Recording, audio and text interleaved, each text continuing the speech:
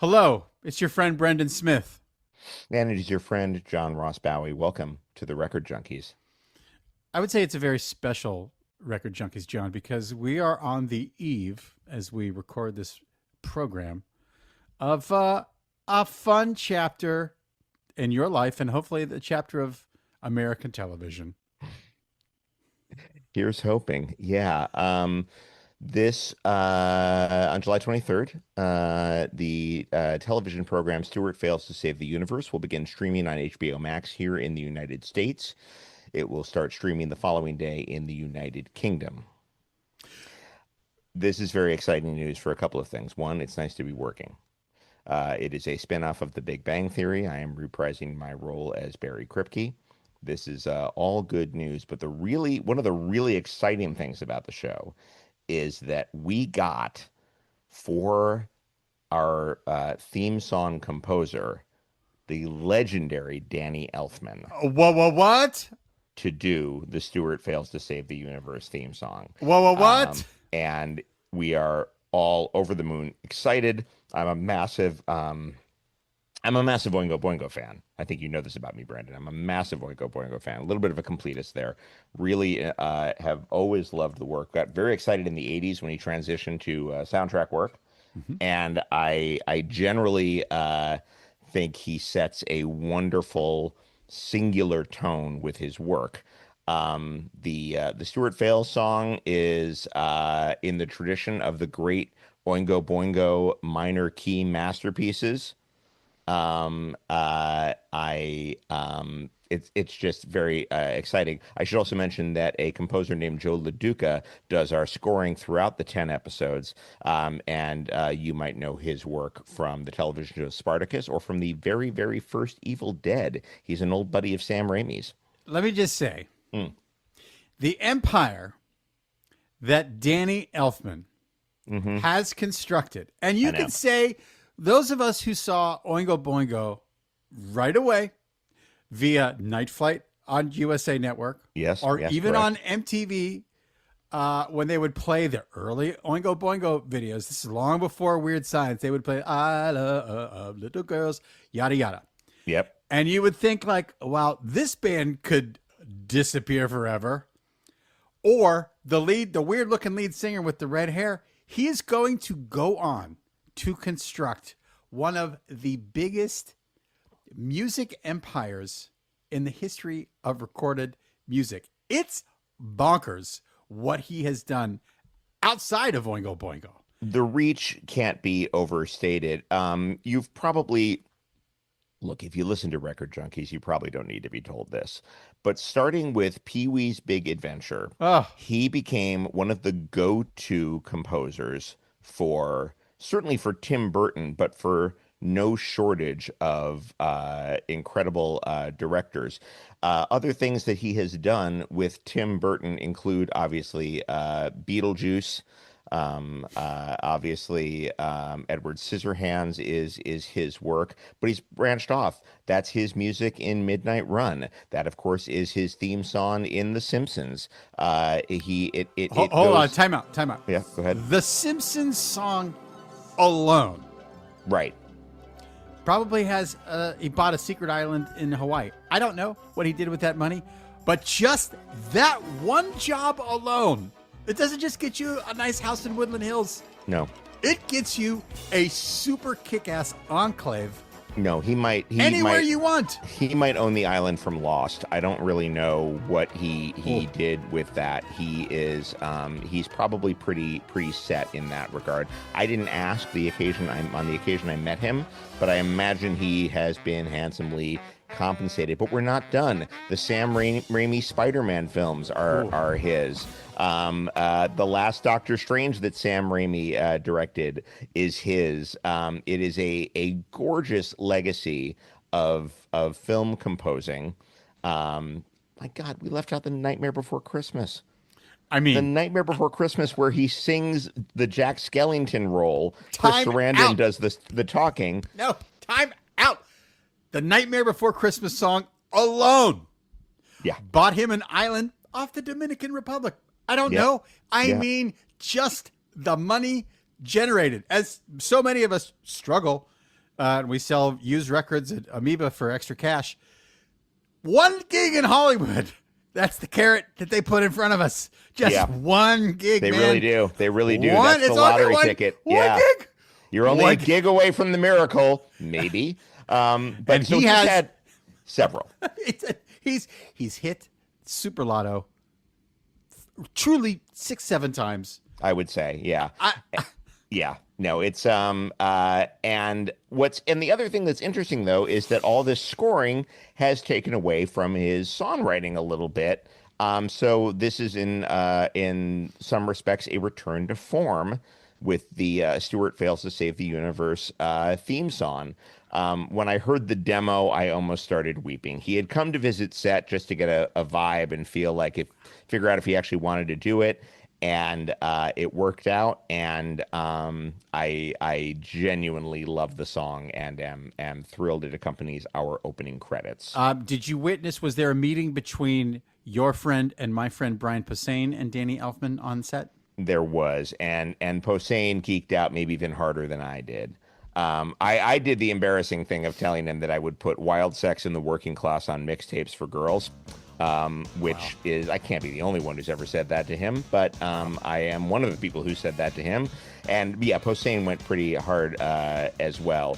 Posehn is known for his metallurgy. He's known for his love of metal, but he's far more eclectic than that. Yeah. And he's also a massive Boingo fan. So the two of us were really flipping out, and we're incredibly excited to have him involved with the project. And all of this leads us to the theme of today's episode.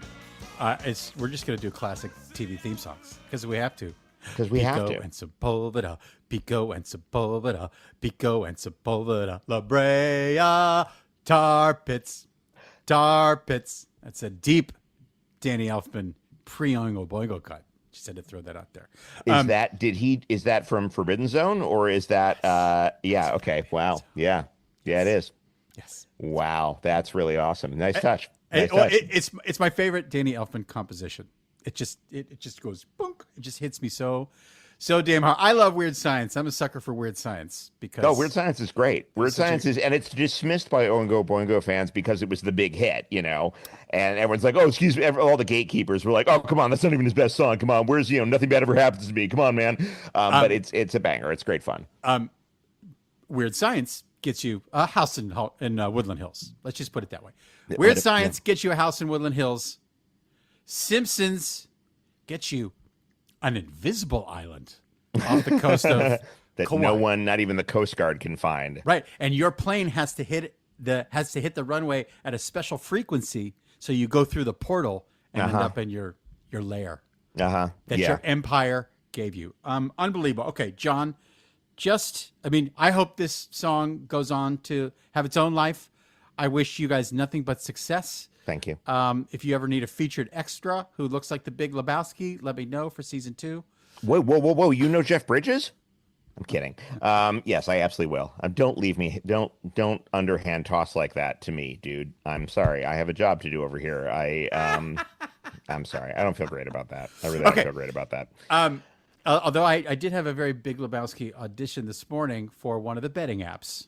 And phenomenal. That's wow. One of my lines was, I see things early. Okay. Give me your first TV theme song that means something to you. Last year, we lost the great film composer Lalo Schifrin. Ooh. Who is responsible for a bunch of incredible stuff and some non-cinematic jazz albums that are really fun. But obviously, his greatest theme song would have to be Mission Impossible. He created the iconic theme from the 60s television show that has been repurposed for the franchise of the 90s up through the 2020s. It has just the most delirious sense of urgency. As a piece of composition, it just tells you exactly what the show is, tells you exactly what to expect, and gets you really pumped up for it. And it fittingly began with the visual, you'll recall, of the lit fuse which sort of set the incredible theme pulsing forward. So here's an amazing bit of trivia that I learned recently. He had been hired to write the theme song for Mission Impossible, and he was stuck a little bit. He had a little bit of writer's block, and he was thinking like, okay, I got to write a show about spies. Okay, it's going to be a theme song for a show about spies. It's got to have suspense. It's got to have energy. What else do spies have? Spies use codes. Spies use codes, Morse code. The following little cadence, bump, bump, bump, bump, bump, bump, bump, bump, is Morse code for MI. I did not know that. It's absolutely true. Look it up. Bump, bump, bump, bump, dash, dash, dot, dot, dash, dash, dot, dot. That is Morse code for MI. Lalo Schifrin was working on a whole other level. Lalo Schifrin, rather, excuse me. There's a ton of. I actually have a killer. Maybe I'll post it. I have a killer playlist of his themes. He did a ton of great work for the movies, including the Dirty Harry movies, the early Dirty Harry movies, with this great like electric piano and real badass stuff. That's him doing the theme music for Enter the Dragon. He had a wonderful, wonderful career, but the one that led his obituary was absolutely Mission Impossible, which is just an all-timer. Were you a fan of the original Mission Impossible show on 70s, 80s UHF local New York television? I was. It was funny because I didn't get it all the time. A lot of it was over my head, which is funny because you watch it now and like it's all like it's very like they get into buildings very easily. There's a lot of plot holes on the old Mission Impossible, yeah. But it's delightful. And the music holds up, and the dryness of the performances holds up. But yeah, it is. I was absolutely a fan growing up, and I couldn't believe how exciting. It's probably not just one of my favorite TV theme songs. It's probably my first favorite TV theme song, if I think about it. I mean, maybe Electric Company, but I for the most part, Mission Impossible was on a lot in the house. My parents loved it. Wow. And yeah, were you a fan of the original? I was. I mean, because that was on Pittsburgh television, UHF TV, in the late afternoon, or maybe it was on Saturdays, because that was on Saturdays is where you would get weekend show, Star Trek and things like Mission Impossible and Streets of San Francisco. So maybe it was on there. But are you a fan of the Tom Cruise franchise, Mission Impossible? I am. I think that's a very consistent franchise, actually. Yeah. There's great stuff in every single one of those movies. Even when they, maybe one has an ending that kind of falls apart, but every movie in that series has a couple of moments of just breathtaking awesomeness. I have to say, and it's fun when they use the original theme song somewhere, and it's really fun. It was super smart of them to do that because it's just so iconic. Did anyone use the Tom Cruise face technology in the original series? Yeah, that was a big thing. Oh, it was. People were always taking masks off in the old show. Okay. People were always taking masks off, and it would be like one of those things where like the guy reaches into his throat, Peter Graves raised his eyebrow, and then they cut back, and the mask is coming off. Right. It was incredibly exciting, lo-fi in-camera effects. Man, it was really they used that to deliriously fun effect on the original. Oh, I love it. And then they made it both more realistic and more fantastical in the new ones. I love it. Okay, well, I'm going to take us back to the 60s too. Okay, great. I think, John, if you know me, you know what I like, and you know bands that I like, and you know musical things that I like, and you've heard me talk about this band before. And I'm just simply going to say, here we come. Walking down the street, which is Sunset Boulevard around Ben Frank's. Mm-hmm. We get the funniest looks from everyone we meet. Hey. We're the Monkees. We're the Monkees. Yeah, I mean, another song that immediately sets the tone. Yeah, both lyrically and musically, it just comes right out and goes, here's what we're doing. And it was written by Tommy Boyce and Bobby Hart, who were very accomplished pop rock writers during that era. Because again, Who wrote the lion's share, I think, of the Monkees hits? They wrote a bunch of the Monkees hits. So Yes. I mean, Neil Diamond did. Yep. And oh my God, she wrote Tapestry. Carole She's King huge. and She's Gary- Carole and, King. yeah, They Gary had the Gary idea. I mean, not to Brendan explain the Monkees for people, because I think everybody knows that the idea was to capitalize on the success of the Beatles and create an in-house situation where you would cast actors to play a fictional band, and then you would use the best songwriters in Hollywood and the best musicians to craft pop hits, which they did. But the other important thing, though, that makes it singular to television is that, yeah, they were trying to sell records, but they were also trying to make A Hard Day's Night every week. Absolutely. Trying to do sort of an absurd, or even closer to Help, really, because Help is the more absurdist of the two big Beatles films. They were trying to make something very silly, very satirical sometimes. And smart. And smart. And Definitely very. The Monkees show is so much smarter than you go back and watch if you haven't seen it recently. It's so much smarter than you remember. I would say to people, it's on MeTV every once in a while, which is the best channel. MeTV kind of is the best channel, yeah. will launch a lot of the Monkees episodes every once in a while. So I've got them on the DVR, the TiVo, the Spectrum, whatever you want to call it. I have the box set. I just have the box set. You have the box set. Yeah. It's really legitimately good. The other thing, but the thing that I love the most about the Monkees, and again, the original casting call, it basically said, we want Ben Franks types. And for the people out there listening to this show, at the time, Ben Franks, the epicenter of the Sunset Strip, was a very famous diner. It's now the Mel's Diner on Sunset. Not explaining this to John, I'm explaining this to people who might be watching the show. No, I'd forgotten where the original Ben Franks was. Right. You're within your rights. But the idea was to sort of capture the youth culture. Yeah. And this is pre-hippie. This is 64, 65, 66. The youth culture that was exploding. The baby boomers, the kids born right after the war or during the war or whatever, who are coming of age and hanging out in Sunset and going to all those clubs, Ciro's, the whiskey, the whole 9 yards to see. The hair is not the really young long bands. yet. It's just more mod. No, right. It's long-gish for the day. It's not a buzz cut, but it's the Monkees, it's the Beatles, and it's the clothes and the things that they wore. And the thing that I love the most about the Monkees is that they absolutely struck gold with the casting of Mike Nesmith and Mickey Dolenz and Peter Tork and Davy Jones from the UK, because all of those guys brought, I think, more to the table than the producers originally imagined. 100%. Because they exploded right out of the gate.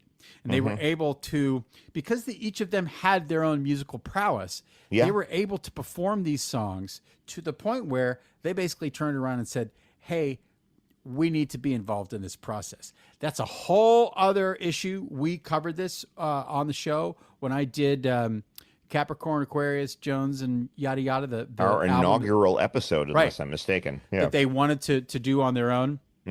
Pisces, Capricorn, Aquarius, yada yada. I don't have the papers. The Zodiac album. I'm an idiot. But I just, they withstand the test of time. They should be in the Rock and Roll Hall of Fame. I love them so much. I love the show.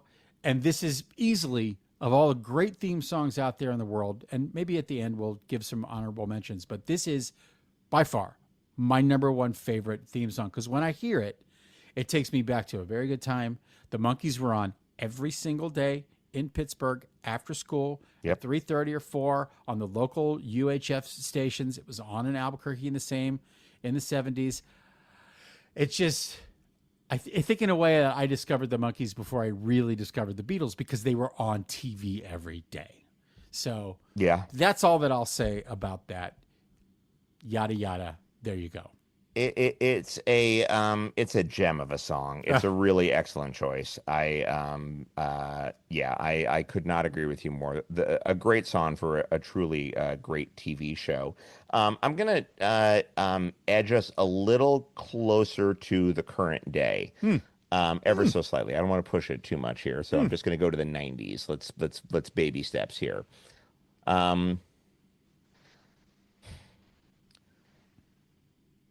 Where do you even start? So, if you're a comedy nerd, of my age, which is solidly Gen X, you cut your teeth probably on SNL, and then you got a little deeper and you discovered Monty Python. And then after you had discovered Monty Python, if you were lucky enough that your parents had HBO, you discovered The Kids in the Hall. And if you were really paying attention, you then discovered the Canadian instrumental group Shadowy Men on a Shadowy Planet, who created the Kids in the Hall theme song, Having an Average Weekend. Now, this song, it's not really a surf song, although it has that twangy, reverby guitar. It is a masterpiece of it's weird because it sets a mood. It doesn't necessarily set a sketch comedy mood, but it sets a mood that lets you know you're in for something cool and unusual. So it doesn't have like that big sort of like the SNL theme song, which has changed over the years, obviously. But that, has like, hey, you're coming to a party and there's a horn section and wow, this is going to be crazy. The Monkees are sneaking up on you a little bit, and it starts in a minor key and then it explodes into the major key for the chorus. And that's really fun. Shadowy Men on a Shadowy Planet just do something kind of cool and sort of quietly badass that lets you know that, yes, you're in for comedy, but it's going to be something a little unusual. And true to form, Kids in the Hall were doing something different. A lot of their stuff was a lot more surreal than what was going on SNL. A lot of it was a little darker. The last sketch of a Kids in the Hall episode would usually be a very odd short film of sorts that would sometimes deeply alienate the audience. But it's one of those songs that when I hear the HBO intro music, my head immediately goes to, oh, I'm about to hear the opening riff from the Kids in the Hall.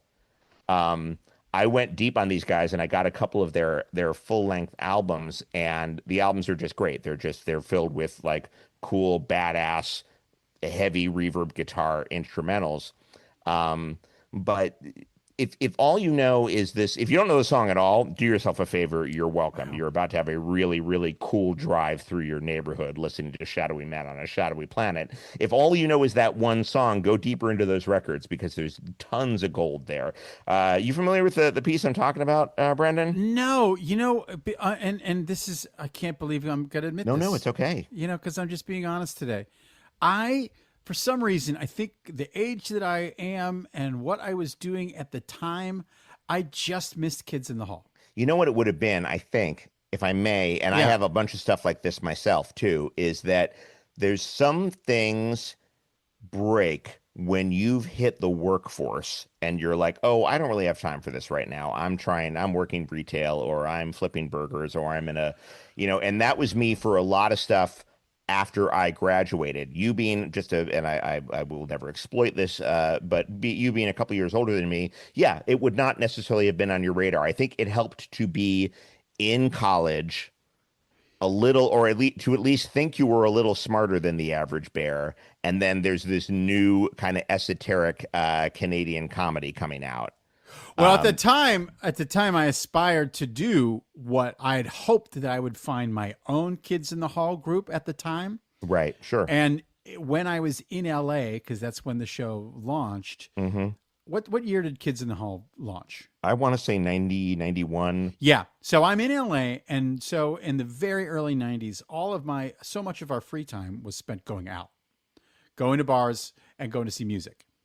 And so there was actually a lot of television that I missed during the early 90s. Oh, I bet. Because I was more interested in going out. At the same time, I wanted to be in my own The State, or my own Strangers with Candy, or my own Kids in the Hall. It was harder to do that in LA at the time because we didn't have a second city. There was only the Groundlings, really, and the Groundlings was so hyper competitive and just awful and backstabbing that I just chose not to participate in it.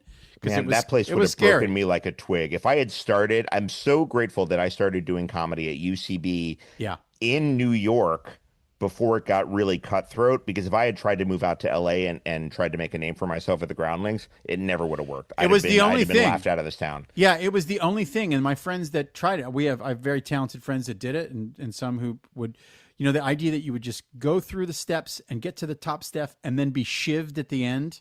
Yeah. And not make the main stage. You would be voted out by your peers. It was really daunting. Like what?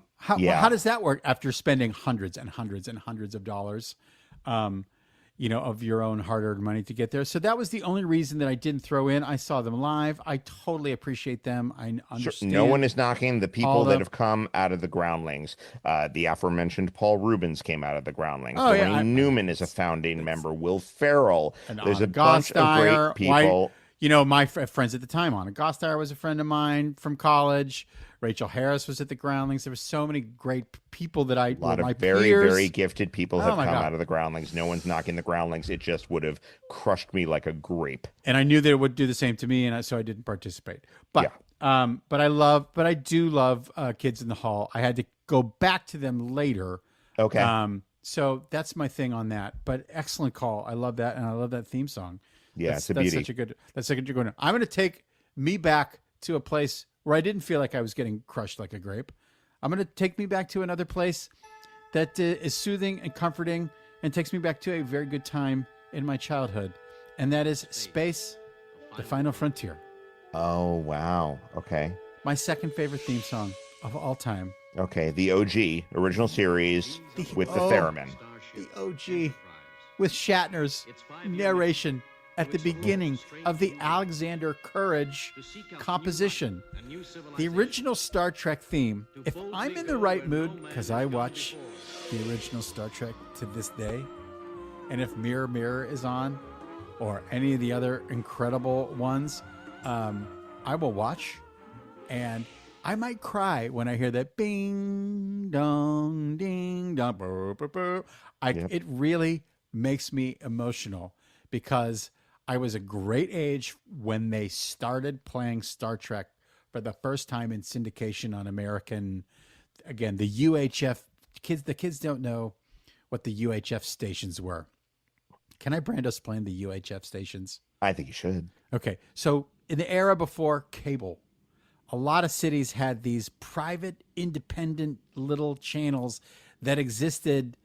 Not on the network frequencies, but on their own sort of local reach. Sometimes they would reach beyond your own city. Sometimes they would come in from other cities and you'd get them on like Channel 35. And again, we're not 53. talking public television. These were private channels. These are private channels that largely got into the syndication game and just reran. That's how Gen X saw Gilligan's Island and the Brady Bunch and the Beverly Hillbillies. This is why we had a monoculture, because we watched the same television that our parents had been watching. Yes. And they also would show a lot of old movies, and obviously everything was with commercials and cut to ribbons and often heavily censored if you were watching a movie. But it was still the first way I saw Dog Day Afternoon. Yeah. The first way and the first way I discovered I Love Lucy and Gilligan's Island and Burns and Allen.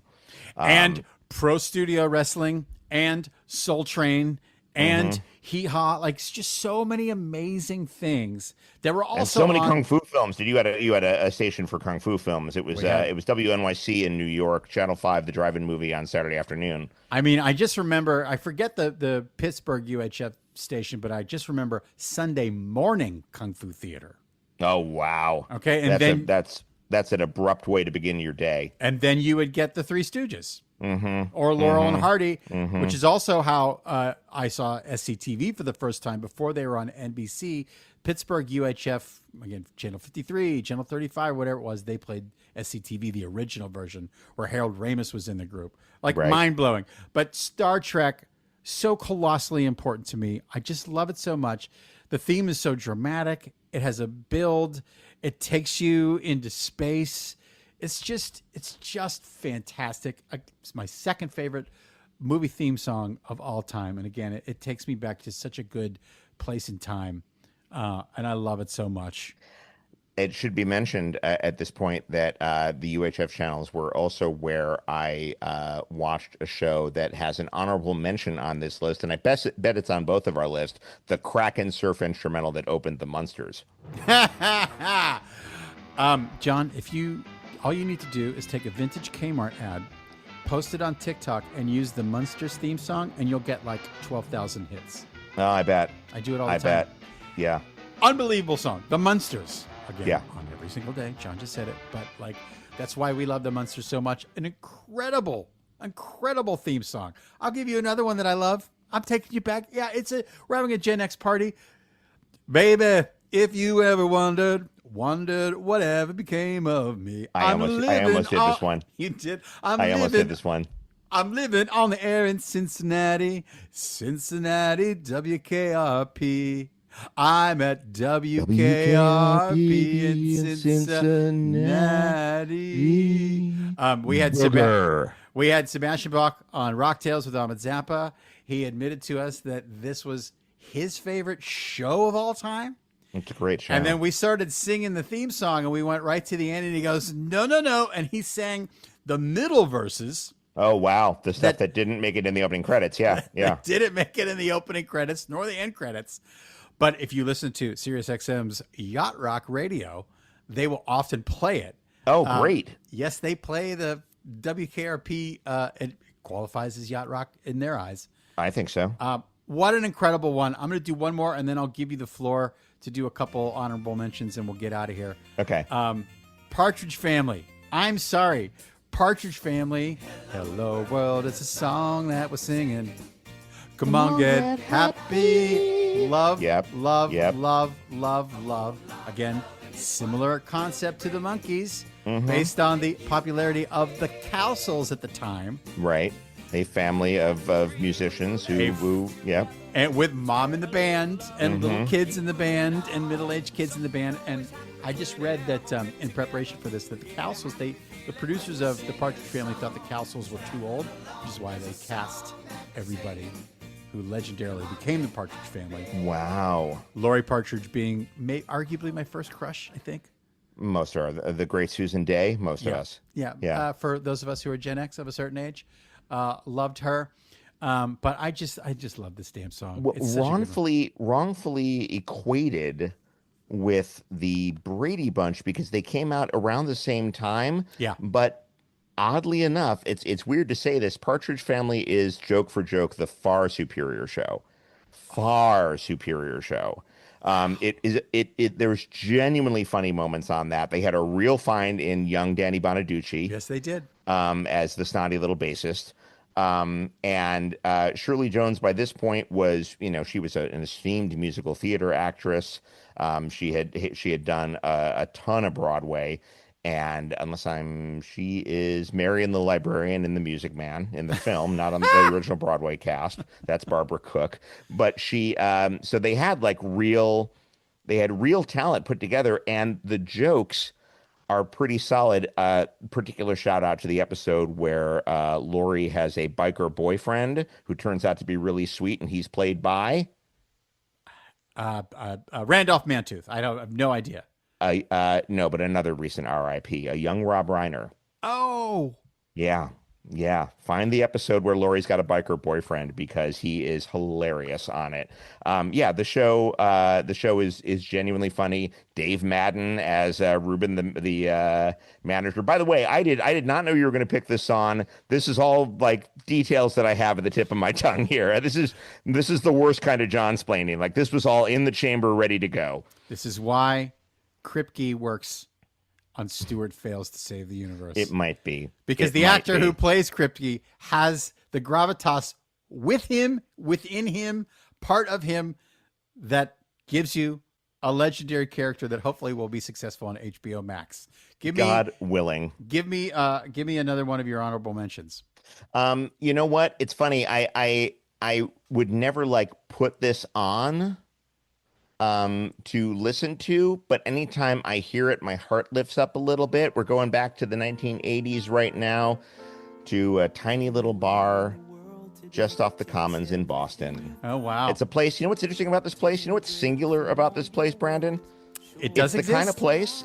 Well, it does exist, but it's the sort of place where, oh gosh, you're easily recognizable, where people seem familiar with you. That's it. Well put. It is the place where everybody knows your name. Written by Gary Portnoy. This theme song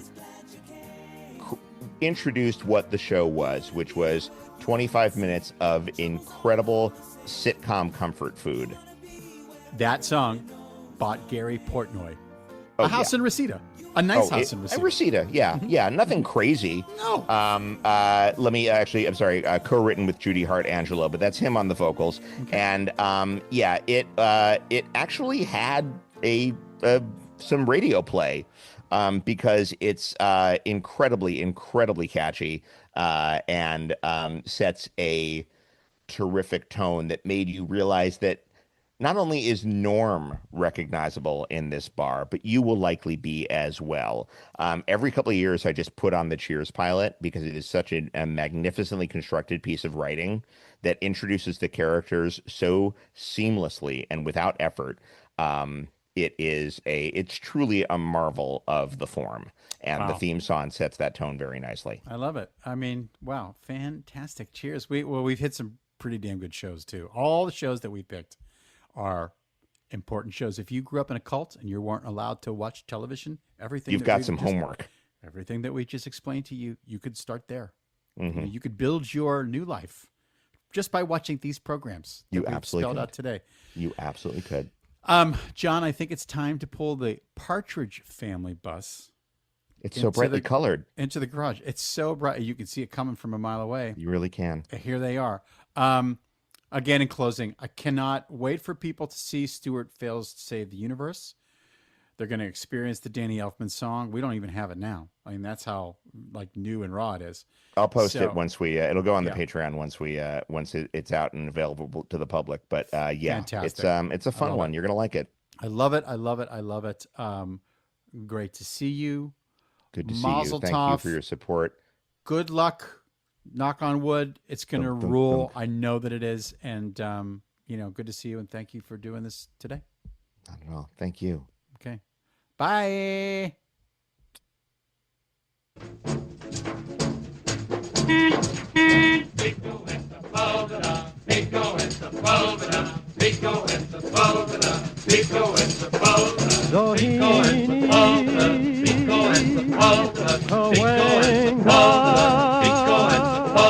La